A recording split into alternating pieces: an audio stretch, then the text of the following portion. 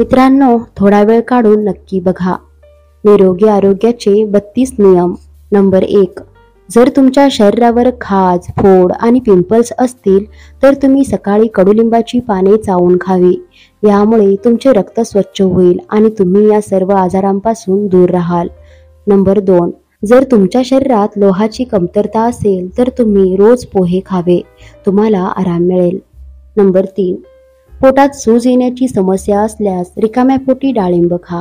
सूज लवकर दूर होईल. नंबर 4.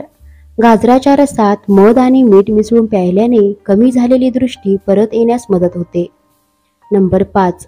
काळी द्राक्ष खाल्ल्याने पोट साफ होण्यास मदत होते. नंबर 6. जेवणात ऑलिव्ह ऑइलचा वापर केल्याने वजन कमी होण्यास मदत होते. नंबर 7. जर तुमच्या शरीरावर कुठे काही लागले असेल तर त्यावर हळदीची पेस्ट लावा. यामुळे तुमचा रक्तस्राव थांबेल आणि जखम लवकर बरी होईल. नंबर 8. केसांना तिळाचे तेल लावल्यास तुमचे केस कधीही गळणार नाहीत आणि असे केल्याने काही दिवसातच केस वाढू लागतील. त्यामुळे तिळाचे तेल जरूर लावावे. नंबर 9.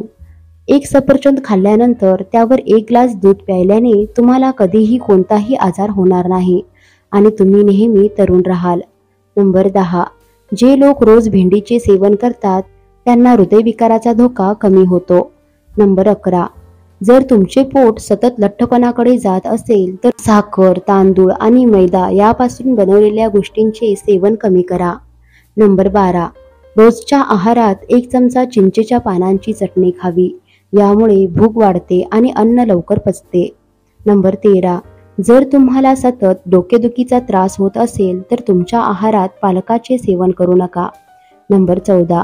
जेव्हाही डोकेदुखीचा त्रास होत असेल तेव्हा कोमट तेलाने मसाज करा आणि स्लो संगीत ऐका. यामुळे डोकेदुखीपासून आराम मिळेल. नंबर 15. बदामाचे तेल लावल्याने मेंदू मजबूत होतो. नंबर 16. बीटरूट आणि नारळ खाल्ल्याने हाडे आणि हाडांचे जॉईंट्स मजबूत होतात. नंबर 17.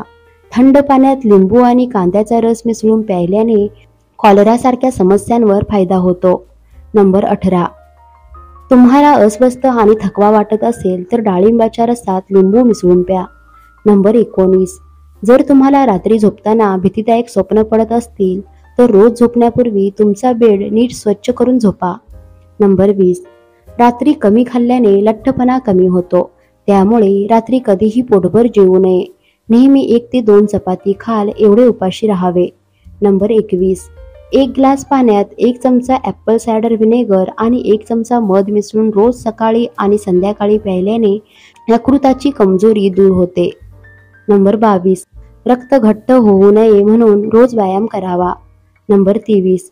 लहान मुलांच्या पोटात जंत असल्यास त्यांना कांद्याचा रस दिल्याने पोटातील जंत दूर होतात.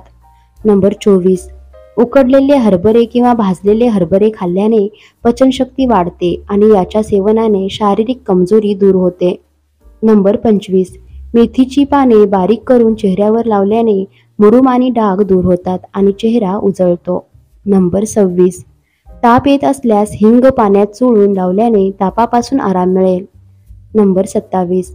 डोक्याला मेहंदी रंग येईपर्यंत लावावी. मेहंदी जास्त वेळ लावू नये, कारण मेहंदी जर जास्त वेळ केसांमध्ये राहिली तर ती केसांमधील ओलावा शोषून घेते.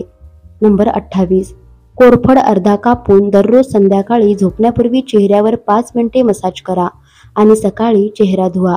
जर तुम्ही असे रोज केले तर त्याने डाग दूर होतील आणि तुमच्या चेहऱ्यावर चमक येईल.